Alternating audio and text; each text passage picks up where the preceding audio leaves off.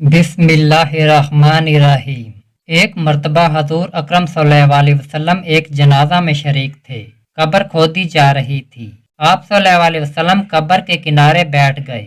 कब्र की खुदाई का मंजर देखकर आप सल्लल्लाहु अलैहि वसल्लम पर इस कदर रकत तारी हो गई कि आंसुओं से जमीन नम हो गई।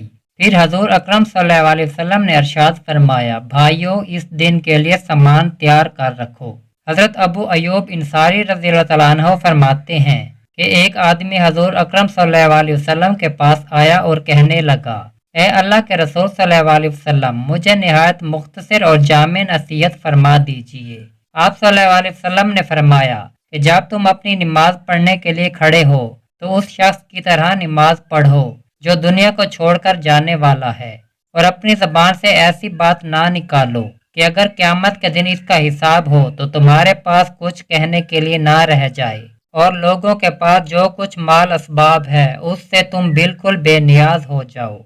रसूल अकरम सल्लल्लाहु अलैहि वसल्लम ने इरशाद फरमाया कि अक्लमंद दर हकीकत वो है जिसने अपने नफ्स को काबू में रखा और मौत के बाद आने वाली जिंदगी संवारने में लग गया, और बेवकूफ़ वो है जिसने अपने आप को नफ्स की नाजायज़ ख्वाहिशों के पीछे लगाया और अल्लाह पर गलत तवक्को बांधी।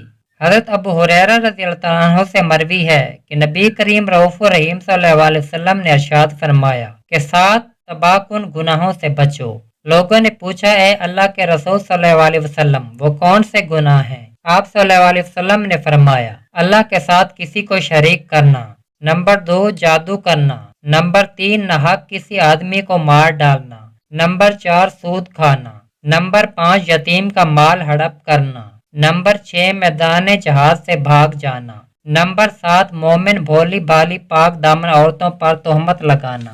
हजरत अब्दुल्ला बिन अब्बास रज़ियल्लाहु तआला अन्हु ने कहा कि रसूल सल्लल्लाहु अलैहि वसल्लम ने इरशाद फरमाया, ए कुरैशी नौजवानों, तुम लोग अपनी शर्मगाहों की हिफाजत करना और ज़ना का इर्तिकाब ना करना।